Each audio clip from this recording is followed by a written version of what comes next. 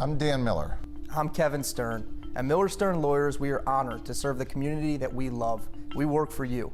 For over a decade, we've spent our days and nights fighting for you. We believe in justice. We believe in fighting for what's right. That's why we are proud to sponsor a community conversation to make a better Baltimore.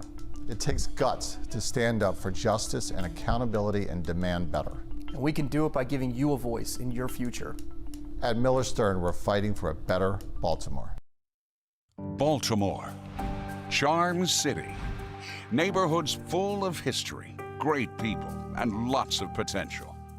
A city trying to clean up its act after years of decay. A place where children should be safe to play on clean streets. But the pockets of problems are growing. Grime and crime make for bad neighbors. And now, even the once pristine parts of our wonderful city are in the fight of their lives to stop a city plagued by crime, grime, corruption, and failing schools. From Fox 45 News, this is a Your Voice, Your Future Town Hall, the Save Our City Tour. Neighbors helping neighbors, council district by council district. Welcome to the bilingual Christian church in the heart of Baltimore's 2nd Council District. Tonight, we'll let the neighbors' voices be heard. It's more rural than the Central Districts, made up of more than 24 neighborhoods. Hello, and thanks for joining us. I'm Mackenzie Frost, coming to you from Baltimore's 2nd Council District. This is our 4th Your Voice, Your Future Town Hall, the Save Our City Tour. Our goal is simple, to help make Baltimore better. We're going district by district to address your problems with your leaders. One problem, however, the leaders are not here. Mayor Brandon Scott, Councilwoman Danielle McCray, and State Senator Corey McCray were all invited, and all of them have refused to attend. Now, we should point out that the mayor has refused to attend any of our town halls. In fact, our cameras caught him warming up to play a game of flag football instead of attending our last town hall. That game more important than hearing the people's concerns that were in attendance in that town hall. Now, we have assembled some top city activists to address the concerns in the 2nd Council District. With us this evening, Terrace King is an educational strategist and is the head of schools for Temple X Schools. Mr. King currently serving as an educational coordinator for an advocacy group, Act Now Baltimore. Terrace has been dedicated to a multitude of initiatives locally, nationally, and worldwide. He also taught school in China. Please welcome Terrace King. Thank you so much for being here tonight. We also have with us Sarah Rivera, an advocate for the Hispanic community. She spent 12 years at the Center de la Comunidad Community Center working to help the Latino community. Today, she works as a paralegal for a local law firm where she continues to work and advocate for the Hispanic community. Welcome, Ms. Rivera. Thank you again so much for being here. Now, Thuru Vignaraja joining the discussion once again this evening. He, of course, is a former federal and city prosecutor in Baltimore, previously served as Deputy Attorney General of Maryland, the son of city school teachers, and after running unsuccessfully for mayor in last year's Democratic primary, Thuru has remained a community advocate on numerous city issues, working to help the people. Thuru, thanks again for coming and joining us. Evie Harris, a community activist and former Community Association president. She is a veteran of the U.S. military. Ms. Harris believes strongly in holding public officials accountable and making sure government is transparent. Ms. Harris, we appreciate your taking the time to join our discussion this evening. And our host of tonight's town hall, Bishop Angel Nunez. The bishop has been in ministry for over 40 years and is the senior pastor of the Bilingual Christian Fellowship Church here. He's traveled to 50 countries as an evangelist, and Bishop Nunez serves as the faith leader for advocacy group Act Now Baltimore in the Council District 2, where we are tonight. He's an ear for the 2nd District residents, where their elected leaders are listening. Bishop Nunez, thank you for allowing us to come in here and house this important community discussion this evening. Now, I'm joined by my Fox 45 News colleague, Riel Creighton, who will take questions from the audience this evening as well. Riel, thank you for being here. Let's get started with the panel, however. Bishop Nunez, Mayor Scott, used to be the councilman for this district. He appointed Danielle McCray to take his place, and neither of them are showing up here tonight and in this room. How do you react to that? Well, I'm truly disappointed that they would not be present here. I have personally made various attempts to reach the council person, and she has not responded to me at this present time. And so I'm wondering, what more do I have to do to get their attention? What do you think it'll take?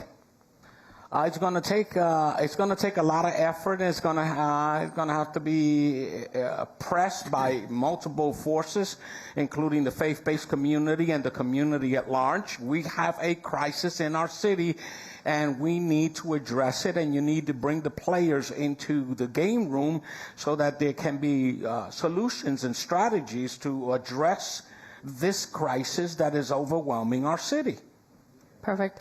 Mr. Vignarajah, we also invited Mayor Scott to our last town hall, as we mentioned, but instead of showing up to face the public and listening to some of those concerns that the people came with, he was out playing flag football out in Canton. What kind of message does that send to Baltimore City residents who have some serious concerns about the community that they live in? You know, it's really demoralizing, it's disappointing, but frankly, it's no longer surprising. Honestly, we should stop expecting them to show up, because it's not that they're too busy. It's not that they don't realize that this is important. It's not because there's some competing priority at another town hall. They are making a conscious political choice not to show up. And their calculation is that if they show up and have to answer their questions from the community, questions from the constituents they represent, their chances of getting reelected go down. So they make a choice every time to skip out on coming to this. Because if they show up, their chances of getting reelected go down, and they're hoping, and this is probably the worst part, they're hoping that the citizens of Baltimore are as dumb as they think they are. They hope that people won't pay attention. They hope that they won't notice their absence. They hope that they'll forgive them come time for re-election. And they hope they get enough dollars from their donors that the voices of their constituents can be drowned out and ignored, and they can come right back to office just as they would before. That's the part that's really shameful. You said that it will hurt their chances. They think it'll hurt their chances if they come here and answer questions. But do you think it hurts their chances if they are avoiding these questions from the people who elected them to put them in this position in the first place? It sure should. But they keep thinking that politicians in the city have failed to deliver better schools, failed to deliver lower taxes, failed to address anything relating to crime or potholes, traffic signals, or any of the major concerns that we have, and then we reelect them. So their past history is that until the people finally take the reins of power, until they realize that enough is enough and they do something about it, they'll keep not showing up. Let me ask you this. Do you have confidence that the community members who elected them and put them here will have the ability to voice their concerns to these leaders? I certainly hope so. I mean, the people that show up here, they care. They know that things are failing them. They know that people are dying literally every day. They know that the schools are failing our children every year and that nothing is getting better. They show up hoping and praying that one day Danielle McCray, who Brandon Scott appointed, Corey McCray, who's the brother of Danielle McCray, will stop playing the game of musical chairs that define City Hall and actually show up and answer their constituents. And one day, it's going to be time for all of us together to raise our voices together and demand some solutions. Thank you. Ms. Rivera, let's pivot and ask you a question. The latest census numbers show that Baltimore City's population continues to drop. We saw that with the latest numbers that came out. That trend has been going on for a long time, many years, and are Baltimore City elected officials responsible for this decline that we're seeing? That is true. We're trying to get people together, get the leaders where they at. The people are asking where they at. I'm asking where they at. There's so much happening, and they get on TV and they speak, oh, we need to do this, but there's no actions being taken. And it's a shame, because it's not only with the Black African people, it's not only with American, but with the Hispanic especially. We don't see nothing. Nothing done. Why do you think fewer and fewer people want to live in the city year after year after year? Well, the condition.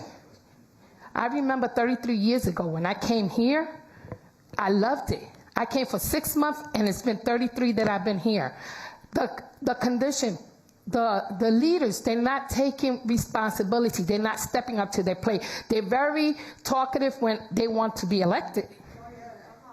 But when they get to the plate, I remember our mayor used to come to these townhomes meetings. Where he's at. Huh? So, yeah. People are leaving because there's nothing being done. The schools are going downgraded. Our community, our youth, nowhere to go, nowhere to be. Keep them busy. And all they do is talk about, we want to do this. Let's take time for our youth. They're the people for tomorrow. Speaking of education, let's pivot and go to Terrace King. Mr. King, you're an educator. Do you think that the problems with city schools are driving people away and causing the city to hit the lowest population that we have seen in 100 years, a century? For sure. Why would you want to live in a city if your children can't go to the school in your neighborhood? I think a lot of people who live in the city send their children to private schools if they can. Try to find ways outside of the system to educate their children, whether it be homeschooling or charter schools.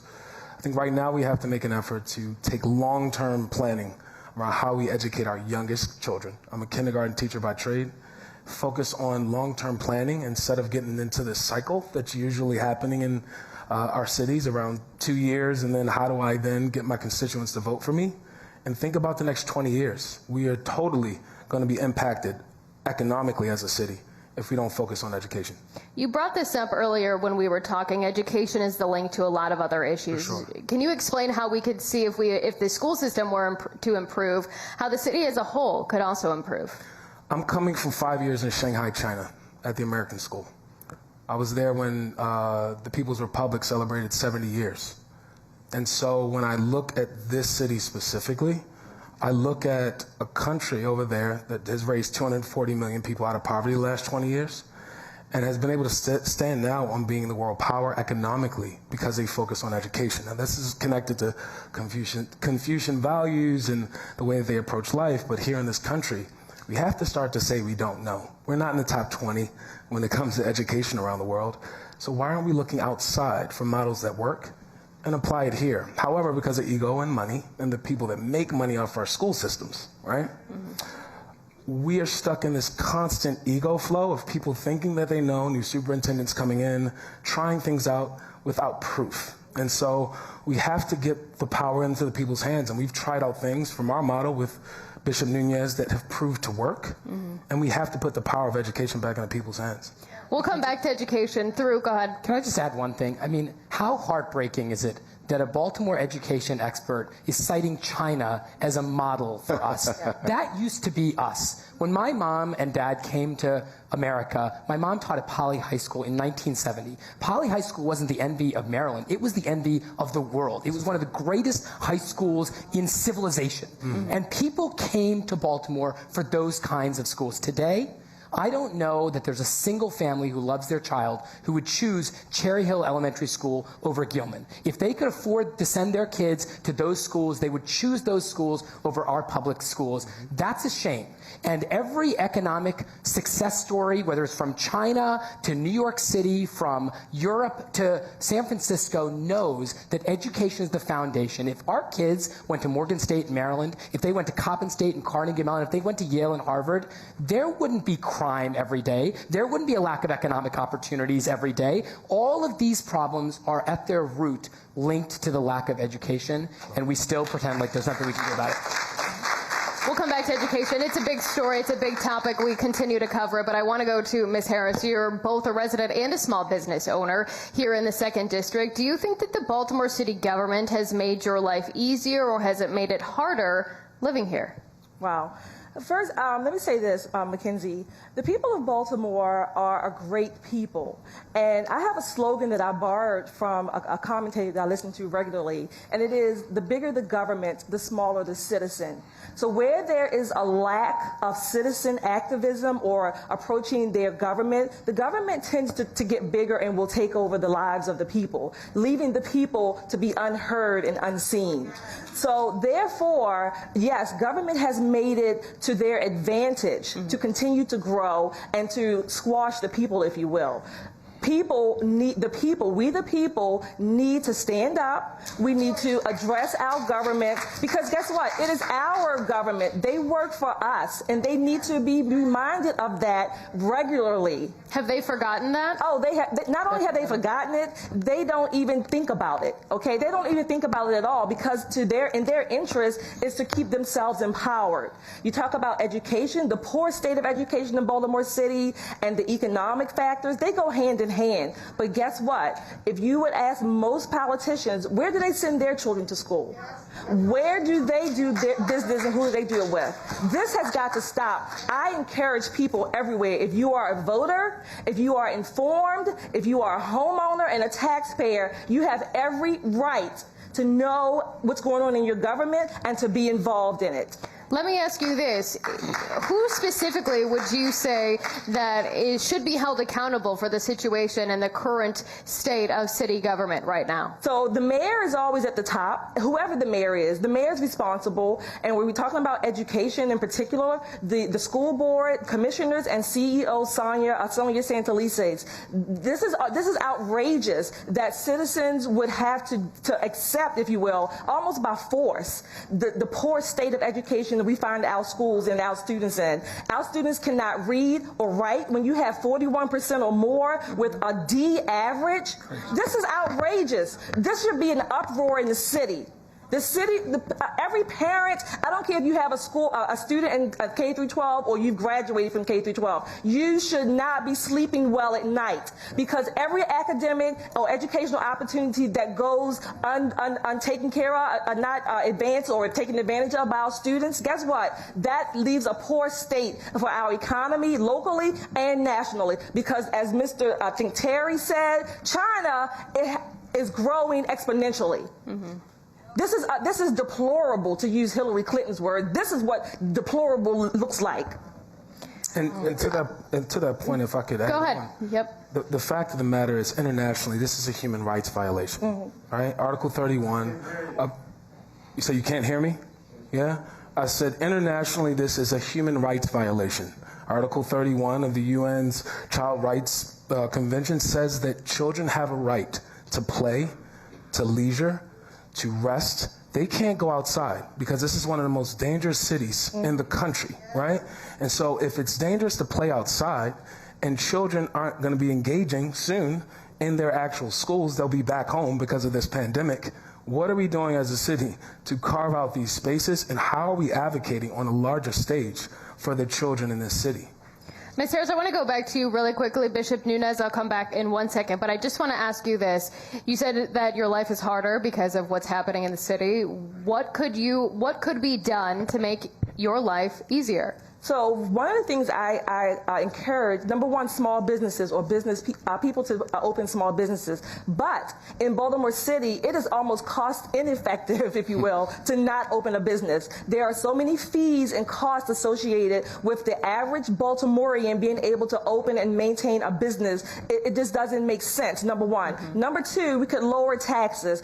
Our city population is declining, but the taxes are still increasing. So the taxes are cost prohibitive to people to even want to stay here. And yes, we've spoken about education and crime. Crime every day for the last at least 17 days of this month, not to mention the 30-something days in July. We've had almost a murder a day. And where are our leaders? The mayor and Miss McCrae and her brother, talk about nepotism, but her brother have the audacity and the arrogance to not be here and address the constituents. How awful is that? Outrageous. Every one of us in here should be up in arms, if you will. Not physically, but, symbolically up in arms. Bishop Nunes, did you have another point you wanted to add? I did. I want to be very, very clear that we're not here tonight to bash the mayor and the political leadership. We are frustrated. Mm-hmm. I think we need to be clear. We are fed up. So it isn't just that you gathered us here and we're venting and the people are upset. All of that we understand. But the bottom line is that the people of Baltimore are fed up. Mm-hmm. Yes. And the leadership is not doing anything about it. Let's hear from some of the people. Thank you, Bishop Nunez. It's time to get the pulse of the second council district. Let's check in with Riel. Riel, are you talking to some people? What are you hearing right now? Well, Mackenzie, we're already getting an earful from a lot of people here. But speaking of crime, that is, of course, a major issue and a major topic in this room tonight. This is an issue that's specific to District 2, but this is also, we know, a citywide issue. I'm here with this gentleman here. I know he had some major concerns about gun violence. Sir, could you tell me your name? My name is William Sullivan. I live in Bel Air, Edison, and I'm very concerned about the guns and the violence that's permeating not just Bel Air, Edison, but everywhere. I remember, I'm a longtime Baltimore resident, and I grew up on Pennsylvania Avenue. Now, we all know what that was, what that is now. But in my time, all the doors were open. All the children were up and down the block all of the time. We had a vibrant community with thriving businesses, and it has disappeared. And a part of that is, a large part of that is the gun violence. In my neighborhood of Bel Air, Edison, the neighbors that's been living there 20, 30, 35 years are afraid to come out on a pleasant summer night and sit on their porch and talk to their neighbors. And you make calls to the offices downtown. Obviously, the phones don't work because you don't get a response. I would like to speak for my neighbors and say that we want to come back out on our porch. Yes. We want to communicate with one another. We want to have a good time. We want to have an environment that is safe for all of our children up and down the block and around the corner. And my question would be, what can be done to get rid of the guns? What laws are stopping us from getting rid of these guns? I walk through the community and I see people with guns. The police can't see that? I don't understand it. Somebody please help me out. Did you want to maybe through former federal prosecutor, maybe he can take that question? Yes. Yeah, look, there's a lot that can be done, but it starts with basic investigation and prosecution of violent repeat offenders. This past week, there was a story that broke in the Baltimore Sun that said that thousands of burglary crime scene kits were not being tested. Literally, we collect fingerprints and DNA from burglary crime scenes, and then they sit in a warehouse, and we don't test them. That's the kind of thing that you might want to ask Corey McRae or Daniel McRae or the police commissioner or the mayor, why are we not doing that? But they're not here to answer that. Today, just earlier today, a 15-year-old boy was gunned down 5 minutes from where we sit today, 1 block from this district. Don't you think that the delegate and the city council person and the mayor would want to hear from the people that are blocks away from where a 15-year-old child was shot and killed in the middle of the day? But they're not here. There are proven strategies that we deployed in this city before, sir. We had murders below 200 in 2011. Federal prosecutors, local prosecutors were working hand in hand with local investigators and federal agents to identify the violent repeat offenders, to build rock-solid cases through responsible constitutional policing, and getting these murderers off the streets. It stopped. It broke down, and the politicians have run away from the issue instead of realizing that it is the single defining narrative of this city. Thank you. Mr. Sullivan, I know that another thing that we had talked about, we've talked about it with other members of this audience, but you talked about the fear in the community, the fear in the neighborhood. We've heard from some other people who say they are ready to leave Baltimore because of the violence. Did you have a question, I think, specific to that about your own children, grandchildren? I don't have a specific question, but I do have a general question. And it goes back to the old proverb that we're all a village. Who are the people who are going to step up in the faith community, in the school system, in the political offices, in the business community? Which community leaders are going to come and step forward and create a plan together? Because we cannot, the mayor cannot, the police commissioner cannot, we cannot do it separately. We need to get together and plan for our future of our kids and our grandkids. We can't just keep sitting on the side talking about what if and I can't. Okay, Bishop Nunez, I don't know if you wanted to take that question as a faith. Yes, I do want to tell you that the faith-based community has come together. We are a group of clergy that are called Act Now Baltimore, holding our leadership accountable, responsible, assuring that they fulfill their pledges and their promises. We've come together, and some of the key pastors in this city have joined forces, and this is where we are expressing our concerns. Now, here's the point. You can't have a plan without the faith-based community. That's right. That's right. You can invite professionals, you can invite community leaders, all of them are needed, respected, but you need the faith community. So if you put a plan together, if the mayor put a plan together and he did a press release, it's a 5-year plan, he's only going to be 4 years, so either he gets reelected to fulfill the 5th year or somehow that will be worked out. But the objective is you can't invite the faith-based community after you make the plan and then let us stand so we can get that picture in the Sun or in the media, but we weren't at the table. And so this is what we are working on now. Wait a minute, hold on. You got a plan? Well, you didn't tell me about it. You didn't invite us to the table. You didn't allow us to put together the plan so that together we can stand before the public and say, faith, community, political leadership, we've all come together and this is what we want to do. So it hasn't happened. And so we are pressing in on that. So in answer to your question, the faith community is coming together, has come together, and we are going to set a fire in this city until we get somebody's attention. That's right. Bishop Nunes, thank you for that. I want to pivot to education because that is a big topic. Thank you so much for bringing your questions, Ria. We'll be back again later. Pivoting to city schools, FOX45 News Project Baltimore has continued to investigate and spent the last 4 years reporting and documenting some of the struggles and problems within city schools. Just recently, they reported 41% of students have a GPA, a grade point average of 1.0 or less. That's nearly half the students with a D average or lower for the first 3 quarters of the year. Mr. King, do you have faith in city schools? CEO Dr. Sonia Santelises. Full disclosure, I do not know the system, so I don't necessarily feel comfortable talking about my trust in her. I've always taught at private or international schools because I'm a black man and I'm free and I like to say what I want in my classrooms, you know? But when it comes to this city and the school system here, it isn't a problem that is connected to just her. I was here when Alonzo was here. Right, I was here when the city was on fire, and I remember 2 weeks before talking to Micah, actually, and a lot of these schools that aren't talked about but need to be talked about here because they get a lot of our city funds to run programs that aren't connected to the city because they're not connected to the city. And in the scheme of things, when it comes to galvanizing support in the city, where our context is so narrow-minded in the moment. These children in this city could go through 3 or 4 different superintendents and leadership tracks that roll out new plans. How do we expect to have any results with short-term planning?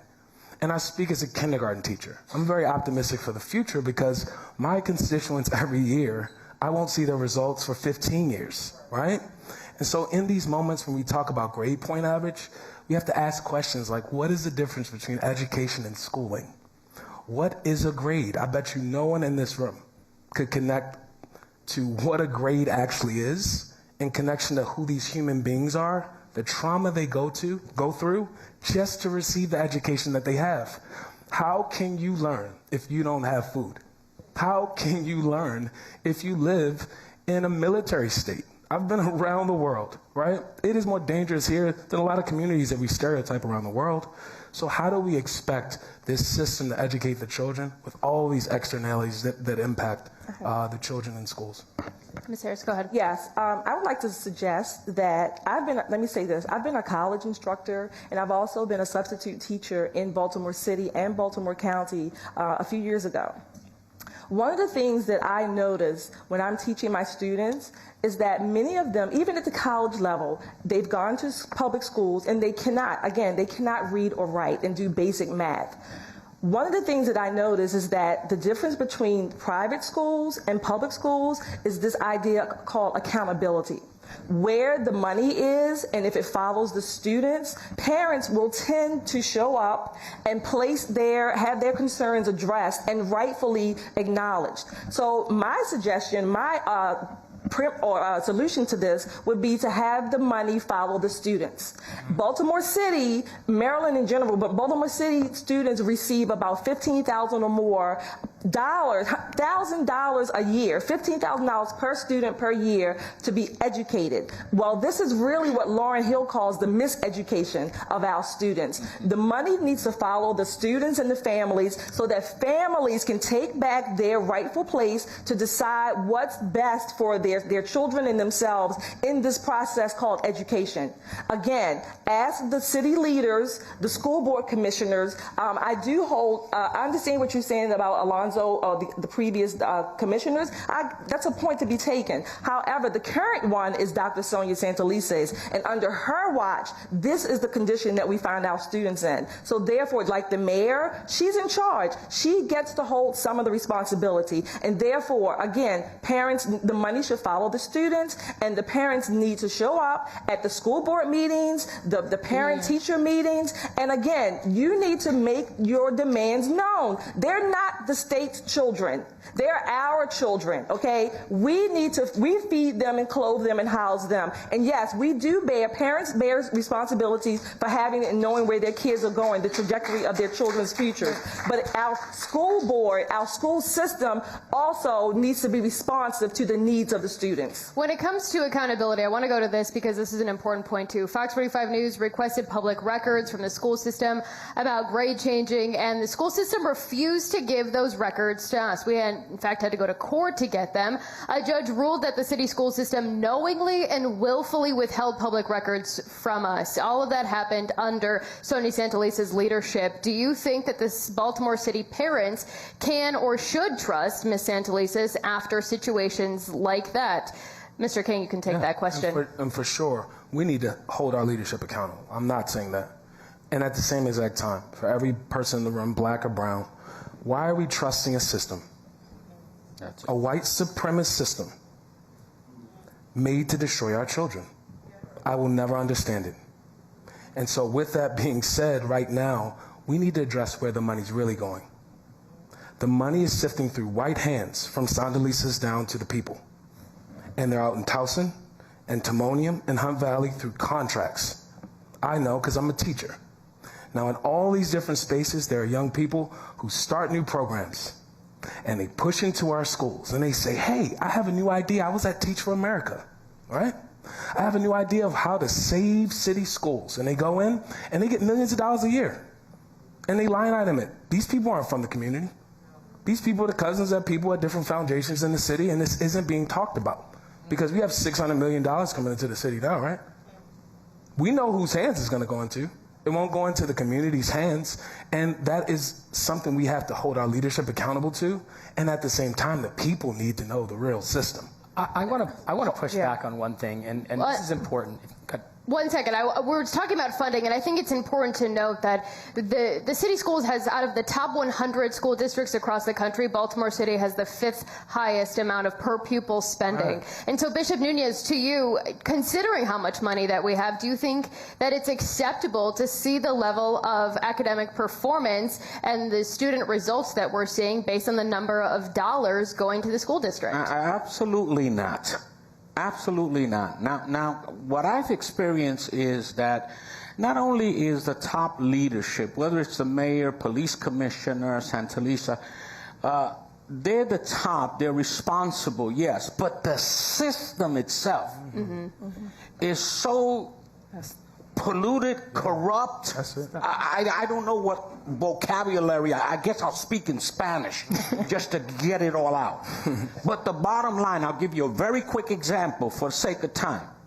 I am opening up on the 3rd floor here at this church a youth tech center in partnership with Verizon, so that I can get 15 young people off the streets of Baltimore, teach them on the 5G system. Verizon will teach them and employ them after the 8-month training.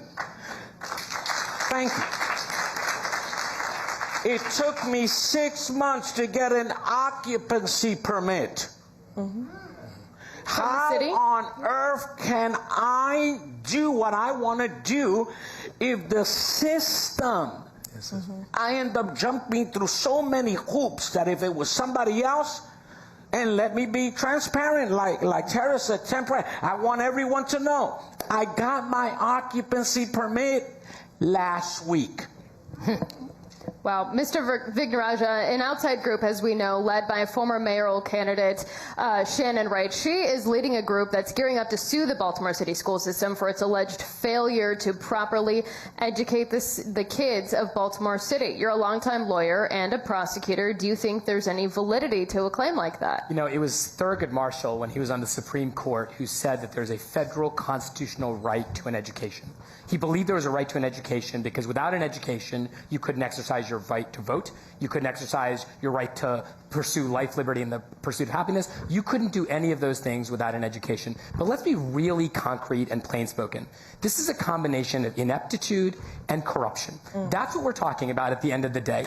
And what does accountability looks like in concrete terms? We give hundreds of millions of dollars to the school system every year. And I have heard for years, when I was a candidate on the campaign trail, afterwards I hear the mayor, the council president all say, oh, it's a state agency. We have nothing to do with it. We don't control it. The mayor appoints the members of the school board. We send hundreds of millions of dollars to the Baltimore City school system. The city council approves that budget. The mayor signs off on it. And if you go to one of those hearings, you don't have a single question about why 41% of people have a D or below question. You don't have a single question about why half of our girls and 2/3 of our boys failed the kindergarten readiness assessment test. None of those questions are asked. We could hold our public officials accountable. We could ask our public officials to hold our school officials accountable, but they just don't. An independent forensic audit, top to bottom, so we actually know where the money goes, would help start this conversation, but no one ever starts that conversation. And I love that point, because how does, and I'm naive, I was in China for 5 years, but how does a city like Baltimore not have a school board election? I don't understand. How are these people appointed? And I think if you look at corruption, you know, DC, these people have to run for office because they're representing the people. How do you have people in? And I know there's some amazing brothers and sisters on the school board. I'm not saying that. But you have to go through a process of engaging with the people in an intimate way. And that's one thing that I think can flip it over. I mean, how do we know what's happening behind closed doors if things aren't public? And that doesn't make sense to me. There will be a change. The Baltimore City School Board will, yes, in 2022 there will be a little, but most of the members will still be appointed by the mayor. Now, speaking of accountability and money, I want to go to Ms. Harris. The Baltimore Teachers Union recently negotiated a new agreement with the Baltimore teachers in the city for a 2% salary bump for each of the next 2 years. Do you think that makes sense for Baltimore teachers to be getting a collective raise while we're seeing student performance the way it is right now? Again, let me say, I'm a former teacher and instructor. I have had, throughout my life, I have wonderful teachers. I have memories. I still communicate with my first grade teacher, okay? So I am not anti-teacher, but I don't think any of us could go to our jobs and demand or ask for a raise without presenting some evidence to substantiate why. If the evidence of 41% of Baltimore City students are earning a D or even below, if that is what they're using to get and ask for a raise, then something's not right. Again, if you want to call it corruption, no accountability, no transparency. This is just pro forma signing the dot, you know, giving them their cost of living increase when they have not earned it. Earning is a really good verb. You earn what you should get. You should earn it. It should not just be given. None of us can go to, I don't know, the bank or the IRS and say, just give me money without presenting some documents to substantiate why and what we have done to earn that. Ms. Rivera, I want to bring you into this conversation because the City Council finally calling for a second round of hearings when it comes to the city schools with Superintendent Santelises on poor performing schools. How do you think the council can only be at round 2 when we're seeing years and years and years of poor performing schools? Well, I really don't think that's that's reality, you know. We see this for the past 5 years, maybe 10 years, we keep seeing the same thing over and over and over. They talk about giving money to the school system. They talk about that they want to do this, but nothing's happening. I seen the school getting right here in the school right here, that Armstead Elementary and Middle School. My grandkids went there. And I seen how destroyed that school is. No water, mold, the bathrooms are unacceptable, but yet, where's that money going to? You understand what I'm saying? So I don't see it. No way. Now, we do need to remind everyone that we have invited several of our leaders. We've invited Mayor Brandon Scott, Councilwoman Danielle McCrae, and Senator Corey McCrae to participate tonight and be here and listen to some of these concerns and answer questions. We wanted them to hear from their constituents. However, they all refused to attend. Now, when it comes to this district, let's take a closer look at the crime situation in the 2nd District. The top crime concern here is aggravated assaults. The district ranks 4th among all council districts. That's a little surprising. The district ranks 10th out of 14 in all other violent crime categories. However, the actual crime numbers are in the double digits in each category. Now, let's take another round. Ms. Rivera, let's go to you, begin with you again. Do you feel safe? We've heard some of this. We've heard some of the community members here tonight just saying that they don't feel safe sitting on their porches, walking down the street. Do you feel the same? True. I agree with the sir that was that had the question about sitting out, our children playing outside. I'm a grandmother. I have pretty much grandkids, and they're in different ages. My teenagers worry me. When they go out, where you going? Who you going with? Because it's not safe. Before, my kids used to go, I'm going to be here. Go ahead, have fun. Be home at that time. Now, today, we can't do that because all of a sudden you hear the sirens, you jump up, oh, what's going on? Somebody got shot. You're trying to call your kid. Where you at? Are you okay? You know, so it's not safe. It's not safe. And I don't see, like, patrolling. Before, when I was growing up, you see the police interacting with the community. I don't see that. Not in this community, anyway. We just had a 15-year-old, we brought this up earlier, 15-year-old today, shot and killed. Mr. Vigneraj, we talked about this earlier, the crime plan. A few years ago, Brandon Scott criticized Police Commissioner Michael Harrison for creating a 5-year crime plan. He said then it wasn't immediate enough. He wanted quicker results. Fast forward to this year, we saw him roll out a 5-year crime plan, exactly what he criticized Police Commissioner Michael Harrison for doing. What's missing here? Why is 5 years seem to be the magic number when it comes to waiting to see results for the community? I mean, let's be really honest. It's a 5-year crime plan because he can then get reelected and then say, I'm still in the middle of my crime plan. The reality is that the current crime plan that the mayor just put out looks an awful lot like the old crime plan that he inherited. There is nothing different. There's nothing concrete. There's nothing innovative. The mayor keeps talking, the city council president keeps talking about how we're going to do things differently. We're going to approach it with a public health lens. We're going to look for equity solutions. We're going to make long-term investments, but nothing's changing. And the reason the people know that nothing is changing is because we have 213 murders in Baltimore right now. In the last couple of days, we've been talking about the unbelievable tragedy that's unfolding in Afghanistan. We've lost 2,400 lives in Afghanistan since 9/11. We have lost twice that number on the streets of Baltimore to gun violence, and nobody's talking about it. Nobody's recognizing that we have a catastrophe of historic, epic, global proportions unfolding in our backyard, and we are doing nothing about it. This year, 10 children were killed, and today's murder of a 15-year-old boy a few blocks from now barely makes the news. And please don't put Baltimore as a model for the nation. Because I hear that, you know, oh, Baltimore, you know, the other cities are worse, 54% increase, et cetera, and they kind of lift Baltimore up like we're supposed to be a model. We're no model. We're in a major mess.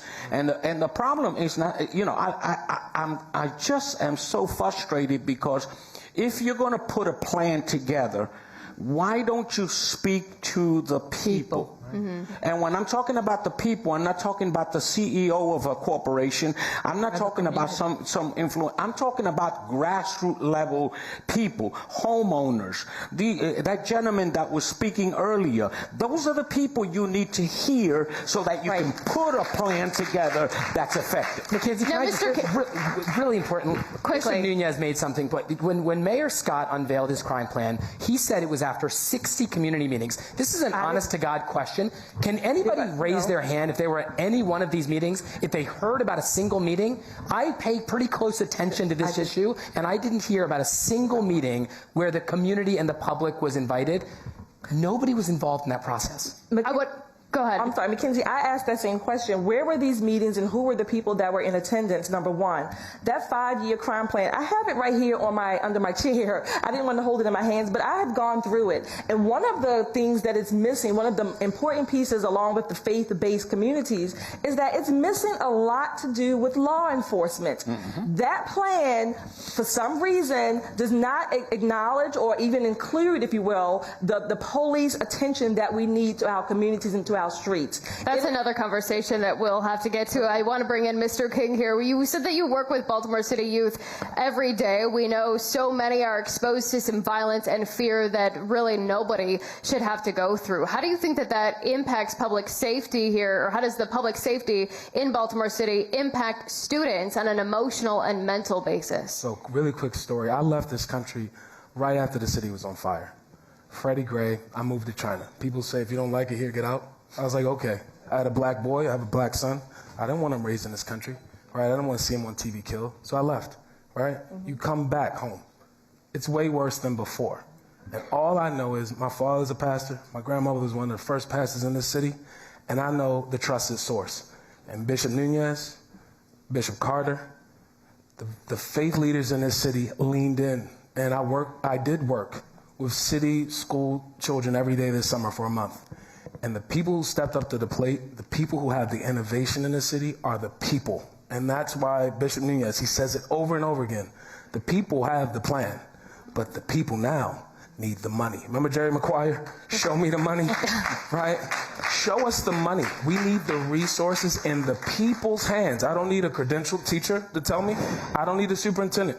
You give the people the power, they will show you what they can do. And I know that because I didn't believe. I believe in God, but I didn't believe in the people. But there are people in this room right now, and you know who you are, who prove that the people can love and innovate and really change the system if given the opportunity and the money. Now, Ms. Harris, Baltimore City again on pace to see over 300 homicides a year for this calendar year. Really quickly, simple answer, do you trust the current leadership in City Hall right now to right the ship and bring the homicide rate down? No, I do not. That's my simple answer, and I'll tell you why. Because the focus and the power are in the wrong places. The people have the power, not give it back to them. They have it. Right. And the people need to understand that. The mayor and city council members and even our prosecutor, Ms. Mosby, they are not prosecuting the crimes, the repeat criminals who are doing the most damage while everyday Baltimoreans are continuously burying their dead. If anyone is making a killing out of these, to use a phrase, it's the funeral parlors, because they're the ones who are collecting off of our dead relatives. Thank you. Let's bring back in Riel Crate now, because the part of the town halls is to hear from the people. Riel, I see you're standing over there with some community members. What are you hearing again, especially when it comes to safety? Well, the issue related to safety here that this community member has is specifically about a missing piece that he really feels is missing in this conversation, and that's related to mental health and children committing the crimes. Sir, can you tell us your name and what's your question? Yes, name is Ramsey Cypress. The question that I have is not really for the panel. It's more for our process and administration, and we can all see the growing mental health problems that we're noticing here in our city. I mean, just a few weeks back, I think we had an incident where a young man took hostage personnel, and they had to engage with our police department. Unfortunately, they had to shoot that young man. Dealing with, I'm going to talk a personal issue that I have. I'm a 25-year veteran of the military, so I know communication. when you know a young individual is dealing with a mental issue, and you're trying to help him out, but when you go to the police department, they tell you to go down Calvert Street, to go file a petition so we can get him arrested, so we can lock him up.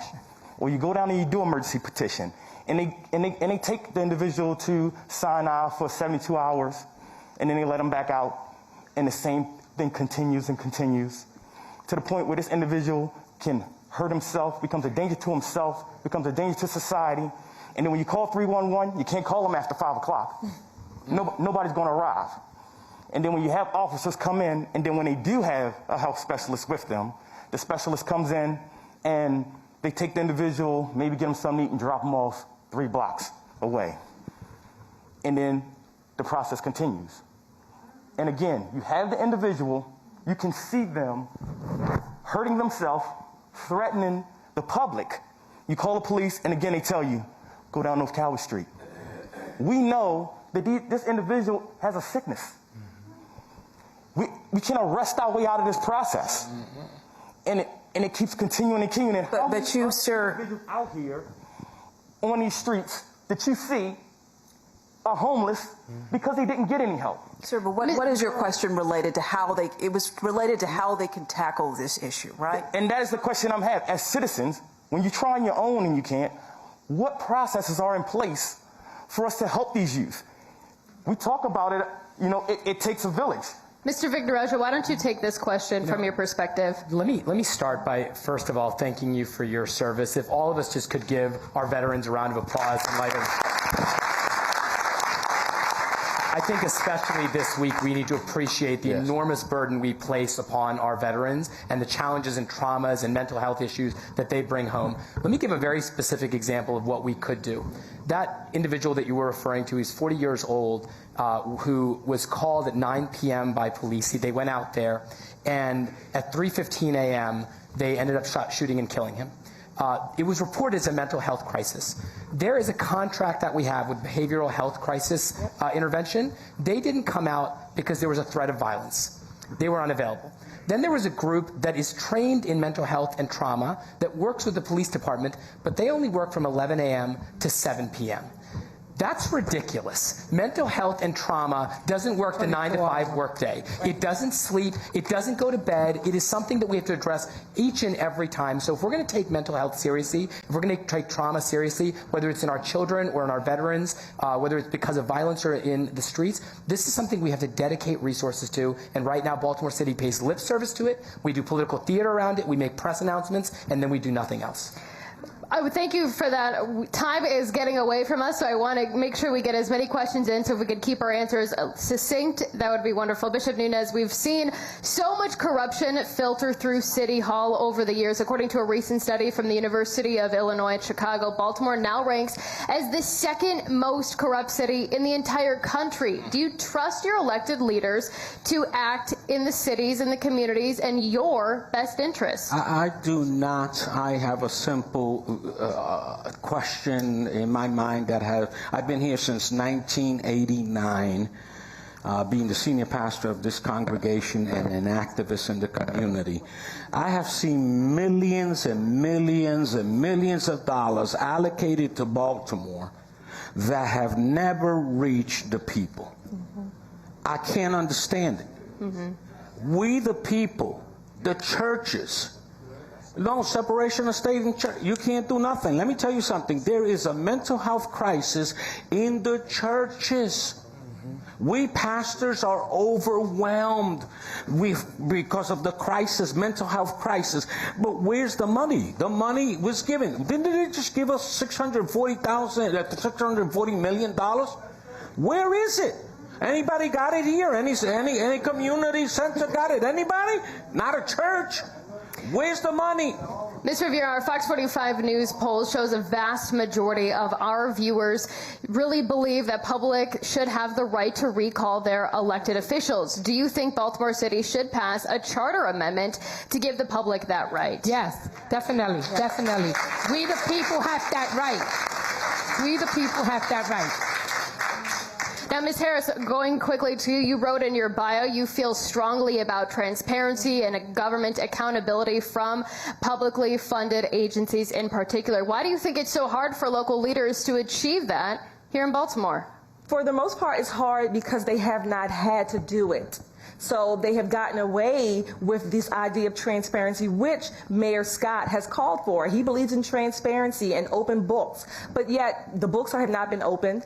Most of your average Baltimorean, there's nothing online on baltimorecity.gov that would show you this transparency that the mayor often talks about. So where there is no demand from the people, the politicians will go on and do whatever they're comfortable with doing, which happens to be not being transparent and not being accountable to the people.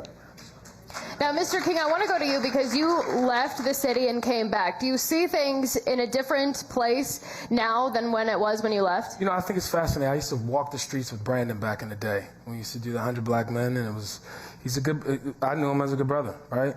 You say a lot of things when you're trying to get elected. You know, I got a Morehouse brother of mine who was just hired there to help him with communications, and he's probably eating a lot of the words before. I think he said something, he's going to take down crime like a certain amount of percent. I'm like, why would someone say something like that?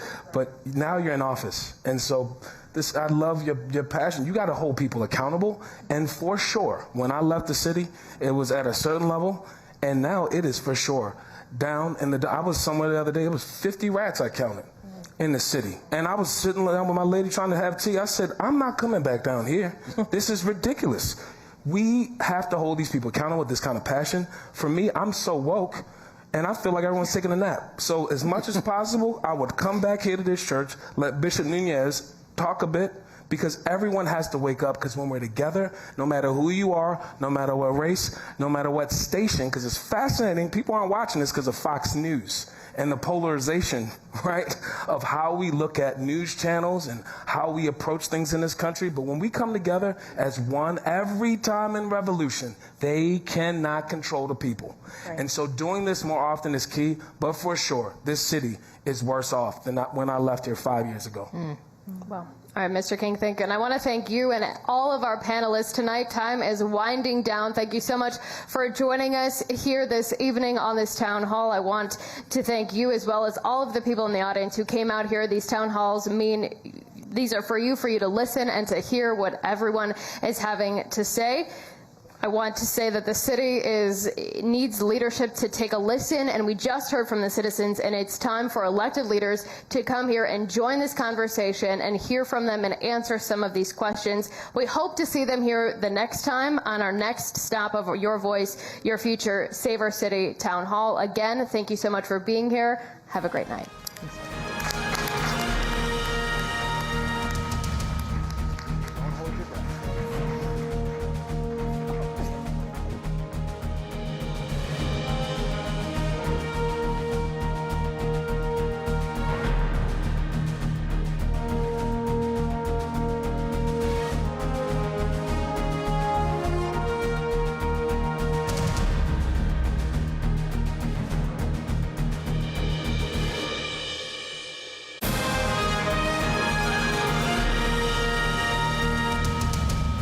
I'm Dan Miller. I'm Kevin Stern. At Miller Stern Lawyers, we are honored to serve the community that we love.